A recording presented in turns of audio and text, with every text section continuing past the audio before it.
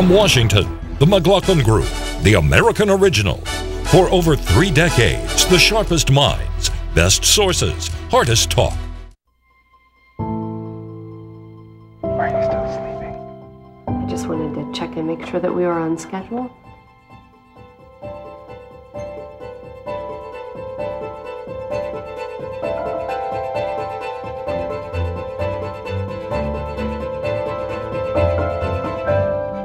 The first technology of its kind. Mom and Dad, I have great news. Is now providing answers families need. Siemens. Answers.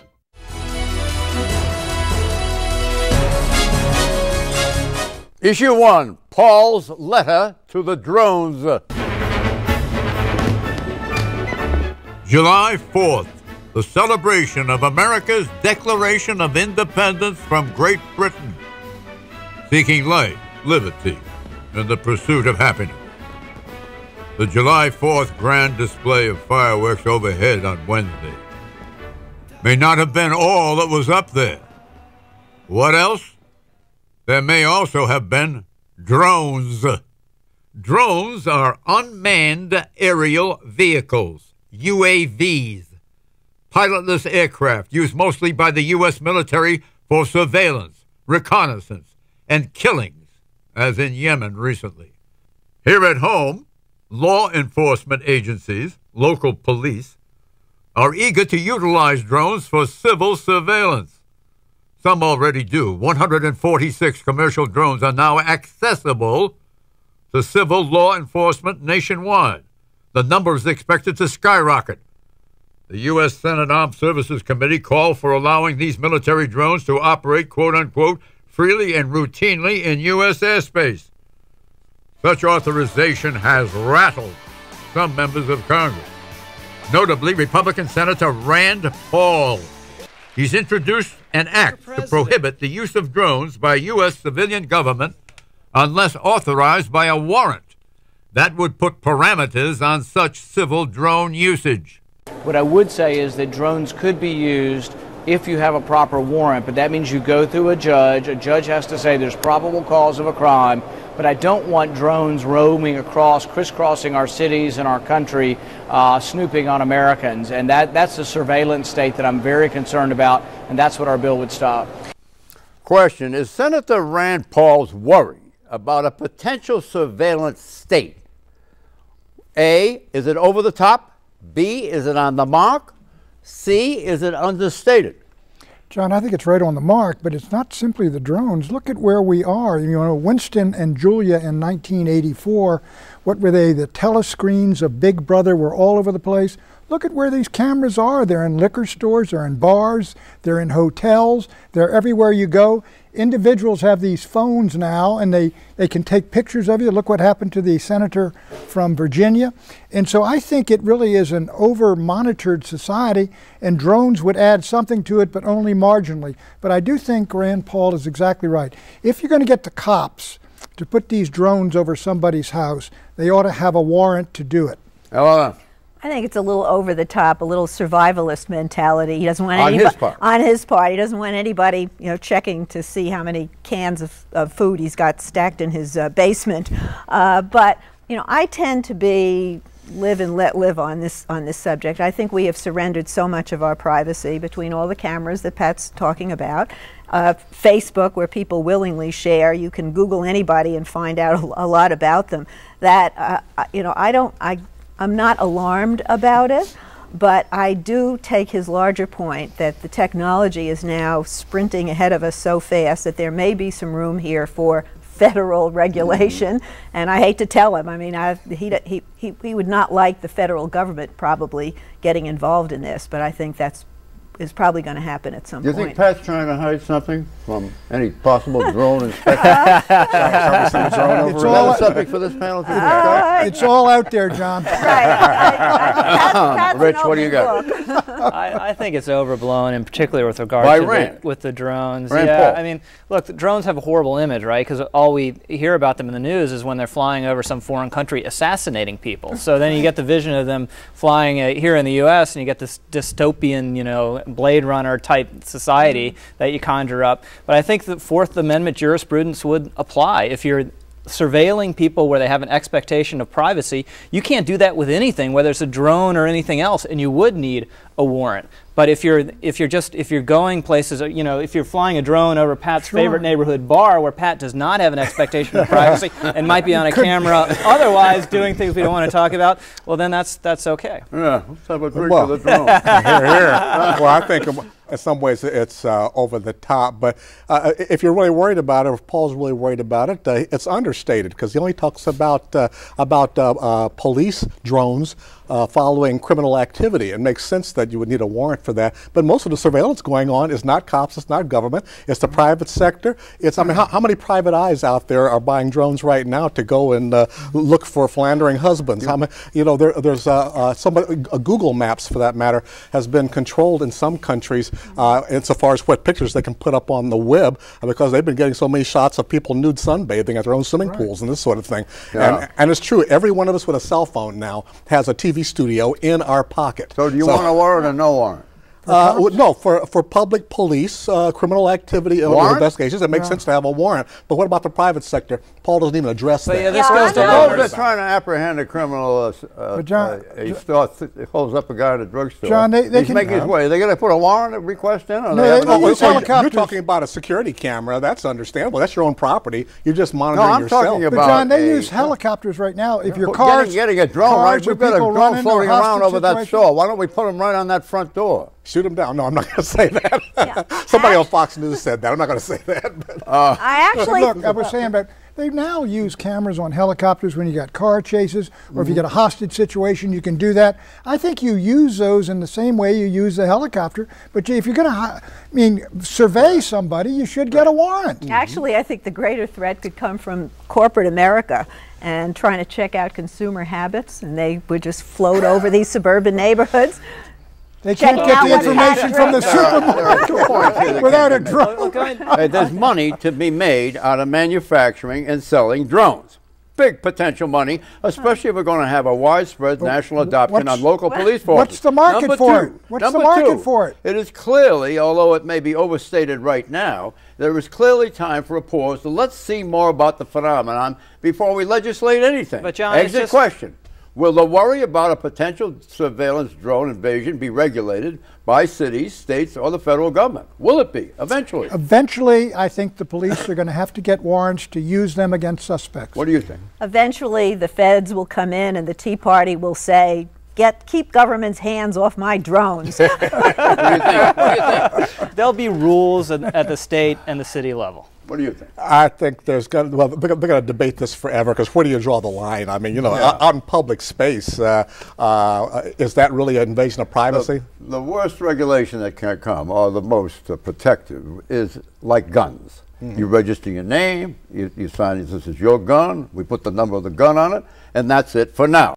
Issue 2, the 1% elite.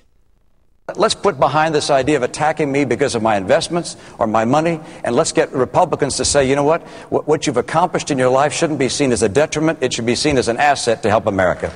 During the primary season, candidate Mitt Romney's monetary worth was the subject of jabs by his Republican opponents.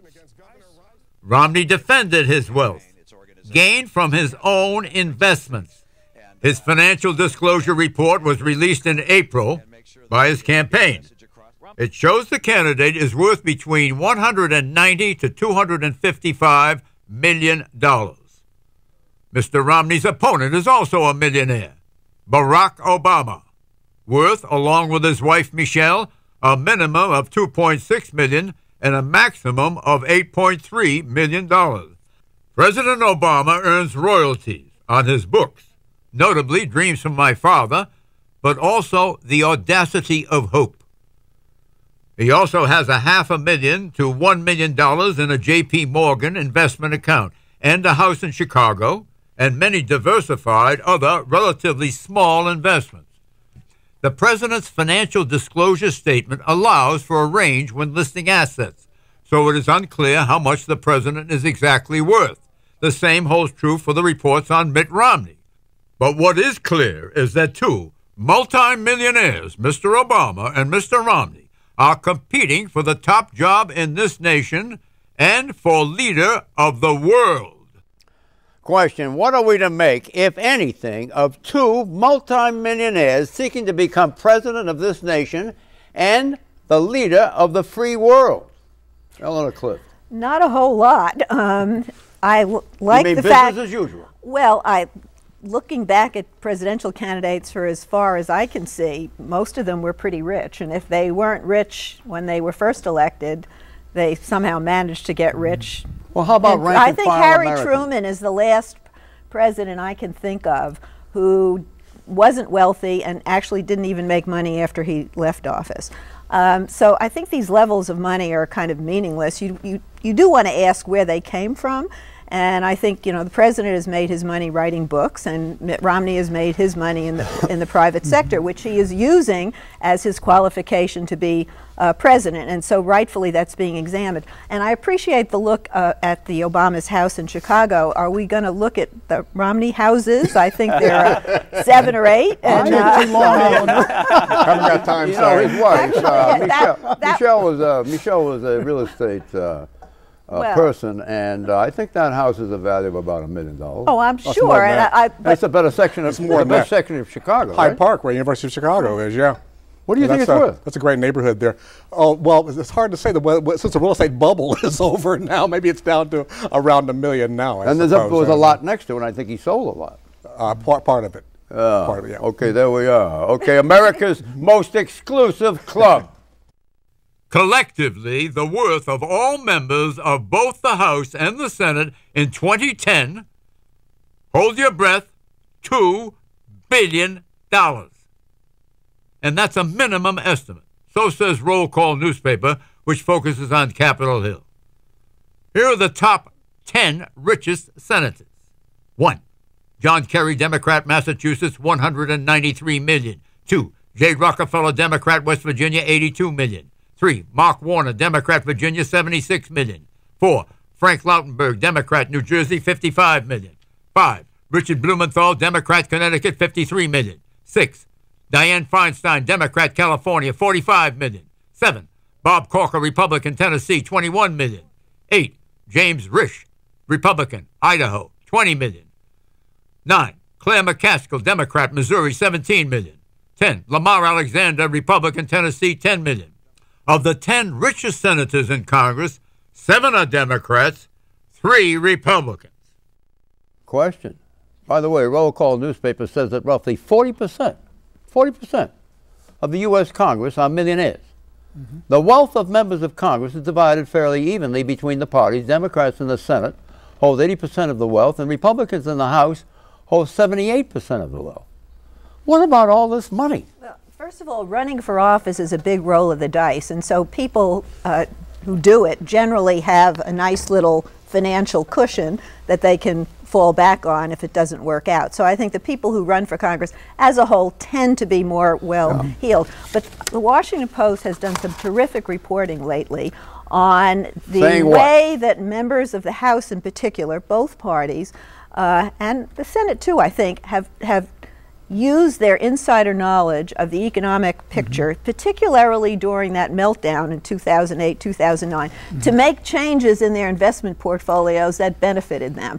And insider trading, which they've tried to put some restraints on it. They haven't done anything illegal, but I'll tell you, it sure smells. Yeah, What's the point? They're quite comfortable. It smells? They're quite comfortable, John. Yes. Most of them are quite comfortable before they run. It's sort of a predicate of picking up and running for office.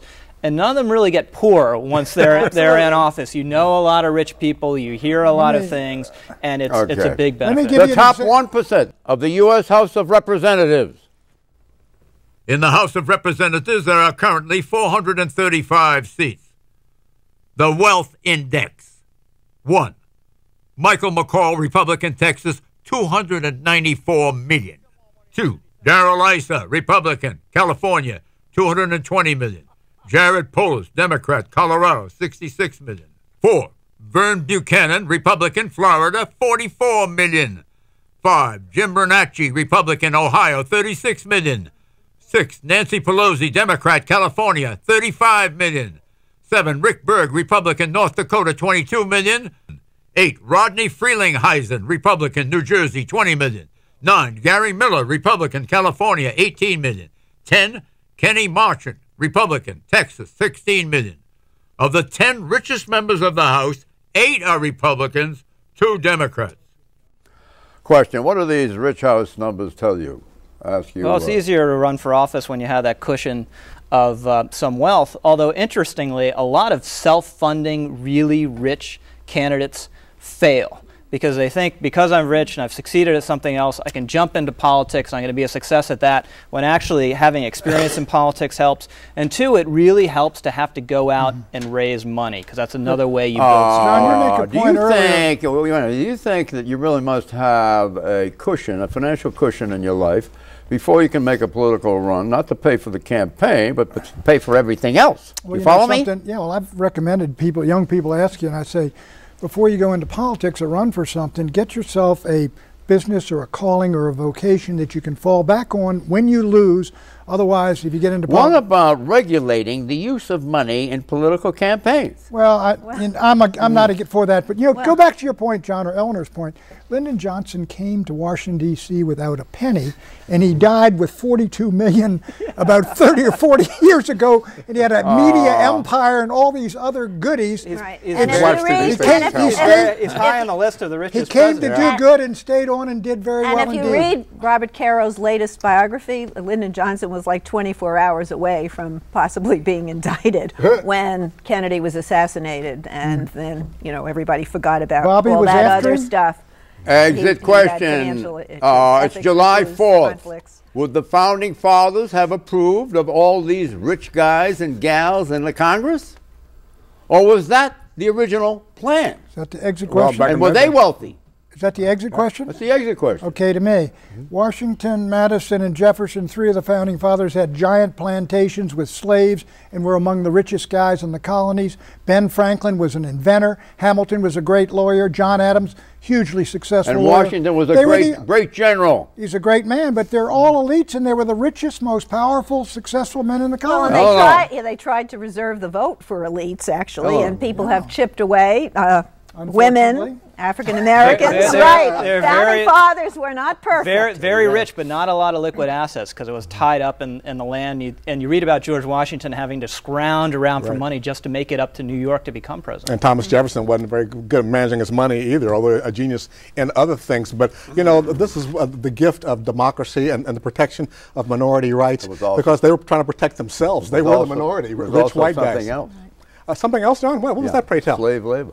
Well, that's true, and that was the foundation. But the slaves couldn't vote at that time. But the language in the Constitution led to slaves getting that vote eventually, and Indians and women. The Constitution is silent on the matter. Language in the Declaration. The language in the Declaration was a great. I'm not talking about slavery. I'm talking about wealth. The language of the Constitution is silent on wealth. Issue 3: where are the women? Female voters will be a formidable bloc in the November presidential election just over 4 months from now if recent history acts as guide. Women voters have comprised a larger segment of the voting electorate than men in every U.S. presidential election since 1984. In the last go-around, 2008, 53% of the electorate was comprised of women, compared to 47% men. So, with so many women voting, why are they so vastly underrepresented in the federal government? Of the 100 senators in the U.S. Senate, 17 senators are women. So the Senate is 17 women, 83 men. And of the 435 members in the U.S. House of Representatives, 73 are women, 360 men, 2 vacancies. Why are there so few, especially relatively speaking, where it's very vivid, women in the Congress, Ellen? Because they have better things to do, and I'm not just trying to be flippant. Are you slurring the political? No, I'm saying that there are so many opportunities available now to women where you don't have to put your whole family on display, you don't have to make your tax returns public, you don't have to turn your life over 7 days, 24 hours, and you don't have to put up with all the criticism from your opponent in the media. Politics is a tough profession, but there are like a dozen pretty high-profile women running for the Senate and the House in this election cycle, mostly Democrats, some Republicans. And so there were some predictions that we could get the numbers up this time. The year of the woman in 1992, 4 women, Democratic women, were elected to the Senate, and that was like, boy, that shocked the system that many women could get in at one time. Now both parties are recruiting women because they see that electorate, which is dominantly women, but women don't necessarily just vote for women because of the gender solidarity. Let's cut to the chase here, all right? When will the United States elect a female president? When? Do you want a year? I want a year. We got a quadrennial cycle. 2040 or 2050. That late? Let's hope so. Oh, you hear that? How about 2016? Eleanor, Hillary is 16? Hillary is 16. You mean Hillary has a duty to her gender to run for president? She doesn't have a duty, but a lot of women and some men were disappointed. She owes it to her gender. Well, her gender, not agenda. She owes it to the things she believes in to make it to the top spot. You have the right woman at the right time. It'll happen. The country is ready for it. National Review. There you are. Law. I know you like specificity. You like specificity, don't you? I do. Hillary Clinton, 2016. Okay. John, but there's no Republican vice president even now. They're not even considering any woman for vice president on the Republican ticket. You know, it's the individual. The answer is, I was joking about 2040. 2028. 2028. That's 4 cycles ahead. Who's it going to be? Issue 4. Going to the dogs vote. Like all pet owners, U.S. presidents love their pets. In an election year like this one, famous pets can be an asset. Candidate Barack Obama, seen here with dog Bo, has been featuring Bo in campaign ads and to raise campaign money. Why? To target the coveted pet owner vote. Get this. Pet owners are now considered a micro-constituency, like military families and stay-at-home moms. Specially designed gear for cats and dogs have been created for the Obama campaign in order to raise money. Pet owners can buy Cats for Obama collars and Obama dog sweaters. Also, quote, pet owners would likely fall into the moderate to high-income suburbanite voting group that is on the target list for both campaigns this cycle. Targeting what matters the most to these people truly makes a difference, unquote. So says Brian Donahue, Republican strategist. Obama now showcases Bo. And Republican candidate Mitt Romney had to answer to a report that his family back in the 1980s put their dog into a carrier and strapped it to the roof of their car on a family vacation. Question. We know that a lot of voters like a candidate, a political candidate, more if he or she is a dog or cat owner. But do we also know the opposite? That many voters are disinclined to vote for a candidate who owns a dog or a cat or any animal.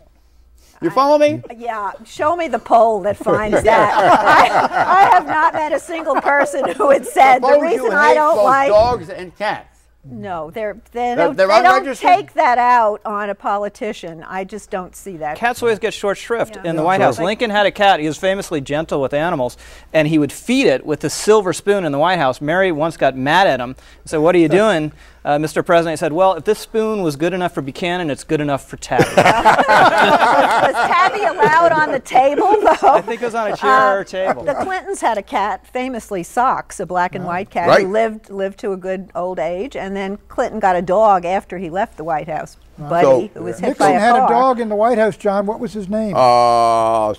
Checkers. No, not Checkers in the White House. Clinton? Nixon got a dog. What was his name? What was the name of Franklin Delano Roosevelt's dog? Fowler. And how devoted was Roosevelt to the dog? He was very devoted, and he used him in campaign speeches. And what was the name of Nixon's dog? King Timahoe. Oh, sure. Now you remember? Yeah. Of course. Yeah. Well, remember that? Thanks for that obscure piece of wisdom. Let me ask you this. What was the extent to which Franklin Roosevelt relied or liked that dog?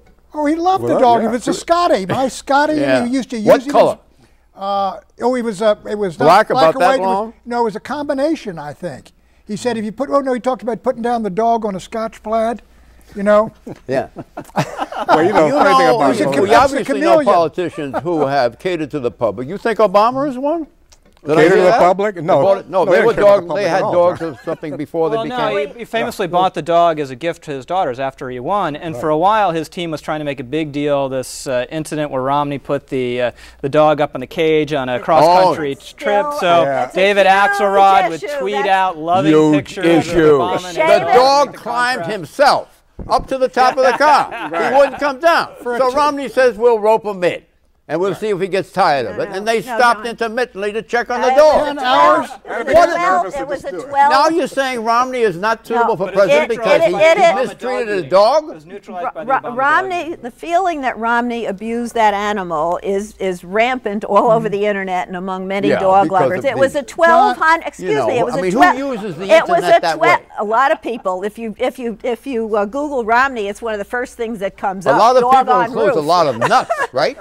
It was a 1,200-mile car ride. The dog got sick along the way, and he hosed it down. Whose version is that? Whose version is that? Romney's version. That's Romney's version. Predictions, Pat. Stockton, California is the largest city in America ever to go bankrupt. Unfortunately, the next one's going to be Detroit. Record number of women will be elected in the 2012 cycle. Year of the Woman, too. No Democratic Senate candidates run advertisements about their support of Obamacare. Obamacare is going to turn out to be a plus for Obama before November. Listen to this. You know, fasten your seatbelt, Clarence. I predict that the strongest reason why Mr. Obama may lose the election in November will be public outrage over Obamacare. Bye-bye.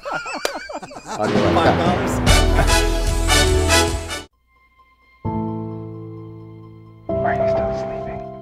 I just wanted to check and make sure that we were on schedule.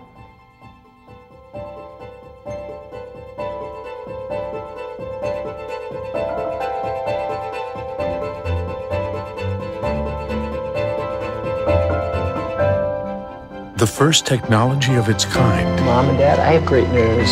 Is now providing answers families need. Siemens. Answers.